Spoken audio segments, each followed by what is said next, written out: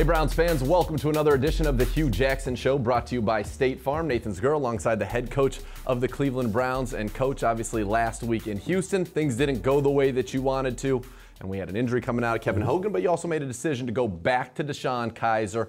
What was it about Deshaun's kind of progress on the sideline that made you say, it's time to give this kid another shot? I think it was the conversations we had. You know, I think, as I said when we went into this, I wanted him to see the game through a different lens, to see the game from the sideline, get a real feel for how the flow of the game goes as our quarterback was playing, which was Kevin Hogan at the time. And I think our dialogue throughout the game made me understand and really see that he was starting to see the things that I wanted him to see, because he got to see a lot of different things. Obviously, one of them we didn't want him to see that well, which was the turnovers, but he got to see just what those do to an offensive football team and really to a football team. Yeah, when you kind of get to take a step back and you really see the forest for the trees, how can that really help a young guy? Because I think just having that reset for him, maybe it's almost like a fresh start over again, and he has more knowledge this time around. Well, it is. It is in the sense that because you've been out there in the fight yourself, you got a chance to kind of step back and exhale. But in the process of doing that, really truly start to understand what the coach is saying, what the position truly demands at this level, week in and week out, play in and play out, and then understand how you have to be at your best at every snap, whether it's a run play or a pass play, and obviously, again, how turnovers make a huge difference in a football game. No question. I've talked to some of the players, and they said they do see a difference in him. What difference do you see? I see a guy that I think that won't take the opportunity for granted, not saying that he did, that understands that he is the youngest quarterback, you know, in the National Football League, you know, and so I think he gets it from that standpoint. Now, he still needs to perform and do it on Sunday. But I think the lesson that I wanted him to get out of looking at things from the sideline, I think we made that happen. Now, talking about another rookie, Myles Garrett, we saw an increase in his play time. His third sack on the year, had a hurry that led directly to a pick six. How impressed are you with what he's been able to do in 2 games, and are we going to get to see more? We're definitely going to see more. It's my expectations for Myles. I think he's doing exactly what I thought he would do. I'm not surprised by anything he does. He was the first player drafted. You know, we put that chip on him because we knew this is what he would bring. So I'm not surprised at it. I expect more. He deserves to play more. I think he's healthy enough to play more. And I think the expectations of him is through the roof. And one of the things we've seen at the early part of the season, the running game probably wasn't where you wanted it to be, but it is getting there. Well, let's take a look now in the Papa John's play breakdown at just how these runs, some zone, some power, come to be and why they've been successful lately. The running back will be Duke Johnson. Njoku goes in motion, the tight end left to right. And on first down, it's a stretch handoff right side. Here's Duke Johnson sweeping right, 30, 35. And he got tackled out over the 35-yard line, up near the 40-yard line. Crowell in the backfield with Hogan, shotgun, takes the snap, gives to Crowell. A cutback left, 30, 35. He's out to the 40, to the 41-yard line. All right, Coach, let's take a look at 2 of these running plays back-to-back, illustrating the different things the Browns are doing. First one here with Duke, kind of a zone stretch play. Let's talk pre-snap. You move Njoku over. What are you trying to get there to see if they react to that? Absolutely. So we're trying to see if the defensive line will slide their front and if they will rotate out of the secondary. And if they don't, it's important that David gets in position so him and the tackle can work together. And as you see, the center, J.C. Treader and Kevin Zeitler, they'll be working together over to that 3 technique. And then our backside with Joe Thomas and Joe Bitonio, they're working through that backside 3 technique to the linebacker. And you're letting this guy go and saying, we're going to be faster than you, big see fella. if you can chase us and get us. So again, it starts with being able to hold the edge on the point. As you see, Sean Coleman is doing a great job right there on Clowney. Taking him to the first down marker. That's his job. And then Duke is able to stay with those guys and stay with it and go find a really good run. So when you look at it from the end zone, the difference in this type of a zone run, everybody's moving in concert, moving with the football, setting up the lanes. And for Duke, it's kind of read, see where the hole opens up. And yes, here's a one cut for him. He starts, and obviously you see the front starts to move. So the guy moved. He's trying to get everybody to move over. They don't move. And so Kevin and JC, as I said, did a great job. But look at Sean and David. That is dominant at the point of attack. And so we're able to get the edge. The ball's able to come around there. Great run by Duke and good finish. The other big component of this is our receivers blocking downfield. You see Ricardo and you see Richard coming into play as well. All right, so that zone, Duke Johnson actually leading the league in yards per carry in zone running schemes. Let's go take a look now at a power play, which is the specialty of Isaiah Crowell here out of the shotgun. And what makes it power? Well, what makes it power is the double team at the point of attack between Sean Coleman and Kevin Zeitler. They're trying to take that 3 technique to the backside linebacker if they can. And then as you see Joe Bitonio, he's pulling down into the line to block the front side linebacker. But this play doesn't go without Seth DeVal doing a great job at the point of attack over here on the defensive end. As you see the lane open up there, and Crow does a good job. The ground game's getting together there. It's coming. Look at the power of Sean here, taking the defensive lineman and pushing him past Kevin so Kevin can finish the block. Now here comes the ball, and that's what it should look like. Matt Wilhelm once told me in a play like that, they scream, "Get out of the club." That's right. Got him out of the club right there. Absolutely. Throw him out. All right, Coach, we'll be back with more of the Hue Jackson Show right after this. Next on the Hue Jackson Show, Jason McCourty walks through his first ever pick 6.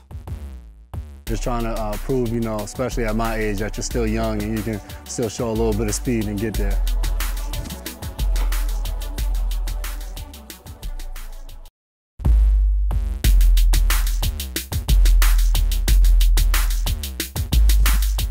Welcome back to the Hue Jackson Show. Nathan Zegura and the head coach of the Cleveland Browns, Hue Jackson. Coach Jason McCourty has been a bright spot for this team. 3 interceptions already, a pick 6 last week.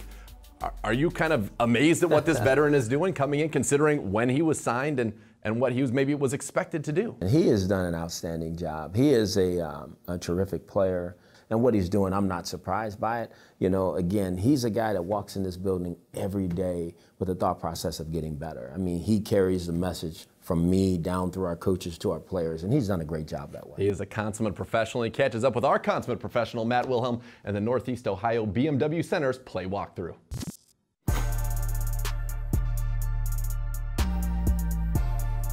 Hey, it's Matt Wilhelm here with Browns starting defensive back Jason McCourty.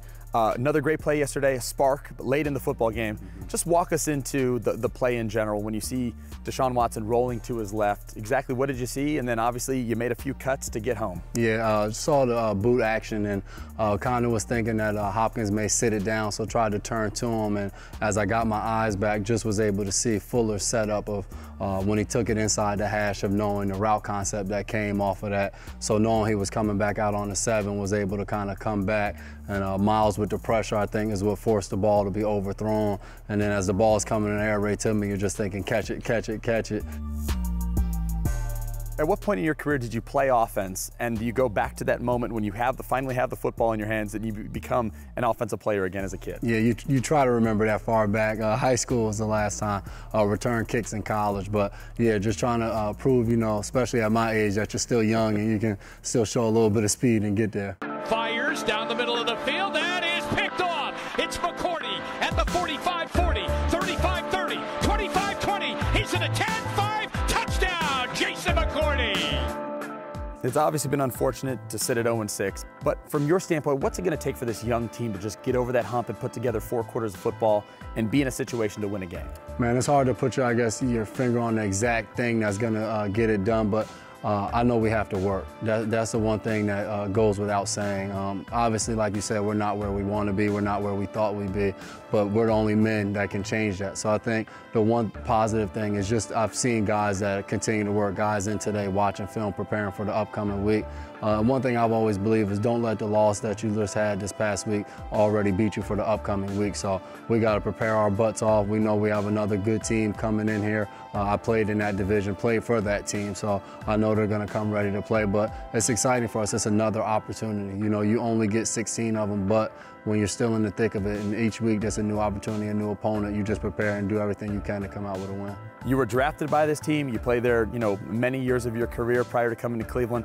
What's it going to be like to just, you know, to see some of your buddies that you know, your road dogs that you were with for a very long time, and to see that uniform and, you know, look down and you're going to be in a Browns uniform? What's it going to be like for you for the first time in your career? I don't know. You know, that's the honest answer. I have no idea. You know, it's weird even watching, just was watching some other film on offense. It's even weird to see them on offense because for the past 8 years, you never watched them. So it's going to be fun. You know, there'll probably be trash talk. There's so many guys that I share that locker room with, but I'm just going to try to treat it like any other game. You know, not get too excited, not overplay it, but prepare like it's just week 7 of the season. So I'm looking forward to that. I think the guys here probably know I want to win this one probably a little bit more, but excited for the opportunity that's coming. Let's hope you get that first win as a Browns player against your former team, and good luck against those Titans. Appreciate it.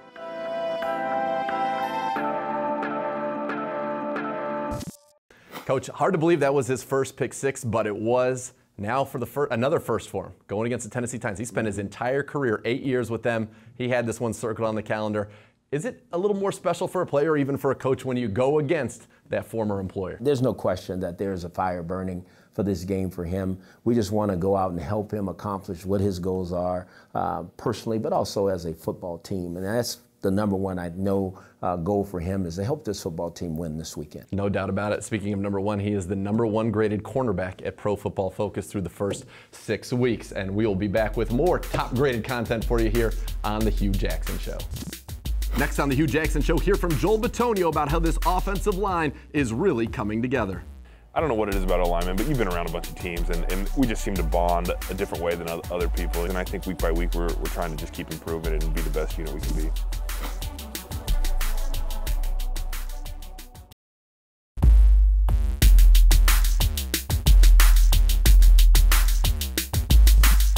Welcome back to the Hue Jackson Show. Nathan Zegura, Coach Jackson, Coach Joel Bitonio, a guy that you didn't get to have as much as you wanted last year. You've had him through 6 games. He's looking good. How nice is it to have him back at left guard for you? It is outstanding to have him back. I just want to hold on to him and make sure nothing happens to him for the rest of the year. He's been outstanding. I really have a lot of respect for Joel. He worked extremely hard to get back to where he is. He's doing an outstanding job. Obviously, he's one of the better players at his position in the National Football League, and he's showing that week in and week out. He is, and this week he catches up with Dustin Fox in the Universal Windows Player Spotlight.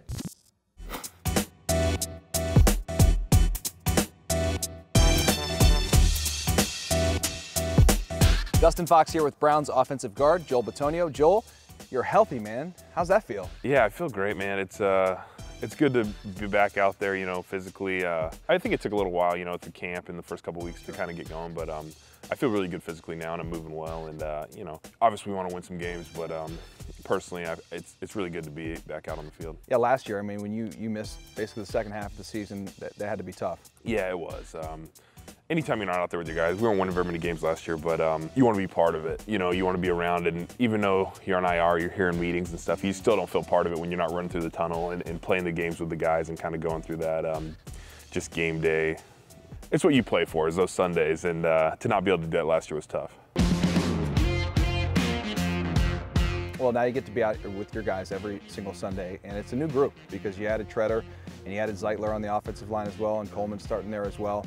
But what's the bond like for all the big hogs up front? Yeah, we have a good room, you know, led by Joe T. You know, he's kind of the old vet, but the guys we brought in are just, you know, solid people, and it's fun. You know, O-line, I don't know what it is about O-linemen, but you've been around a bunch of teams, and we just seem to bond a different way than other people. And I think week by week we're trying to just keep improving and be the best unit we can be. Let's talk about the seasons for you so far here. You've played really well. Pro Football Focus has rated you as the one of the best offensive guards. You haven't given up a sack this year. What do you feel about that? Yeah, you know, O-line's a tough position because when you're not winning, it's hard to be happy about the way you're playing, you know, because it's a team sport. You want to win games, but to come back from the foot injury and to be back there and feel like I'm playing, you know, pretty well. I think there's always room to improve, but to feel like I'm doing a decent job out there, playing next to Joe and JC and kind of getting in a rhythm, and that's what I thought. I think the O-lines, we're just trying to work to be the best we can to help the other positions. You know, we're probably the most experienced group on the offense, and so we want to help the tight ends, we want to help the receivers, we want to help the backs, you know, be the best they can be as well. What do you like better, run blocking or pass blocking? Oh, run blocking 100%. Yeah. As an O-lineman, you get a fire out of the guy, you get to double team guys a lot in run game, you know, I pull a lot. I feel like I'm a pretty good athlete for an O-lineman, so you are. I like getting around the edge and kind of, you know, bring what I can to the play. We've had some pretty good success. We had a couple good runs this last game with Crow pulling up in there. Let's say I do miss a block in the run game. It's a 2-yard gain or a 1-yard loss. If you have a bad play in pass pro, you know, it could be a sack fumble. It could be some serious damage. You know, run game, it's a little bit more covered up than in the pass game. Hey, man, you're great, man. Keep staying positive. All right, appreciate it. Thank you.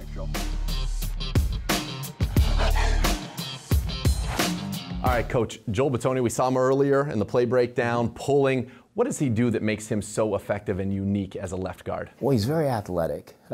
He's very strong, and he loves the game. You know, and he plays the game the way you want it to be played. He plays with a mentality that he wants to finish his opponent. And there's no substitute for that in this league. And so if I'm going into a fight, I want to make sure that I have Joel with me, because that's one thing I know he's going to do. He's going to fight. Yeah, and his dad, a bare knuckles brawler back in his day as well, so it comes from a long line of fighters. We'll be back with a special announcement as we wrap up the Hue Jackson Show right after this. Finally, on the Hue Jackson Show, we give you a special announcement about the Hue Jackson Foundation and wrap it up with our game preview.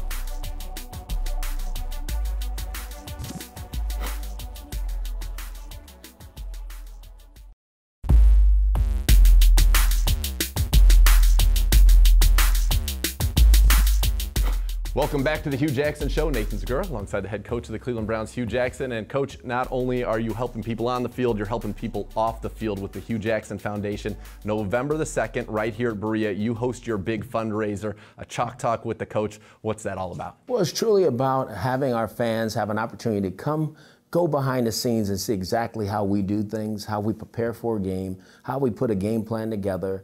And I truly believe it's for a real good cause. Obviously, the human trafficking situation that is going on in this world, which I think is a well-kept secret, we're really trying to shine some light on it. And I would hope that our fans come out, one, find out about how we go about doing what we do as football coaches, but more so really, truly be able to give back to something that I think is very, very important in this world. Again, the date there, Thursday, November the 2nd, right here in Berea at 5:15. You can sign up for your tickets and get your tickets at huejackson.org. So, Coach, thank you so much for doing that and giving people this awesome opportunity to contribute to a great cause and learn something about the game that obviously we all love so much. And speaking of the game, it's time now for the game preview. The Titans come to town. This is a team, they run what they like to call exotic smash mouth. They will run the football. The Browns have been good at stopping it, but how do you slow down DeMarco Murray if he's able to go, and then Derrick Henry, who's coming off of a career game last week? Well, you just said it. It's a triple head monster when you think about it, with Derrick Henry and obviously the quarterback Mariota, and then again, these guys are really good. They have a really good offensive line. You're talking about two good runners and a quarterback that not only throws the ball but run the ball. So again,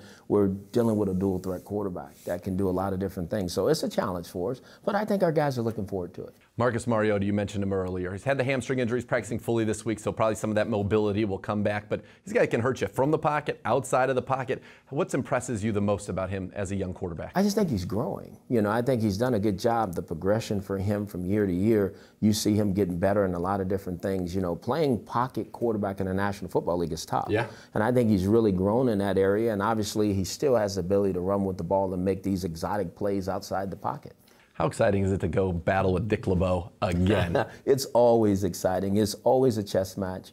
Obviously, he's one of the better defensive coordinators in the league. I mean, the guy's almost 80 years old, and he is out there coaching and leading a defensive football team that is playing well. So at the same time, for our guys, we know it's a challenge for us. But again, this is what we're looking forward to. We have to go out there and play well this Sunday. Now, Coach, I remember we were heading to a Christmas Eve game. We asked you what you wanted. You said a win. You got it against the Chargers. Well, this Sunday, your birthday. Happy early birthday, by the way. You. I'm going to guess what you want, a big W against the Titans. Absolutely. That's what I'm looking forward to. But I don't just want it for me. I want it for our players. I want it for the organization. And more so, I want it for our fans. I think we truly deserve it, but we got to go earn it. Go earn it. What better way to spend your birthday than with a victory in front of the Cleveland Browns fans this Sunday? Absolutely. Coach, thanks for being with us again. Thank you. Happy early birthday. Thank you very much. All right, that'll do it for the Hue Jackson Show. Remember, Browns Countdown, 11 a.m. on News 5, getting you ready live from First Energy Stadium for the Browns and the Titans. Thanks for being with us again here on the Hue Jackson Show.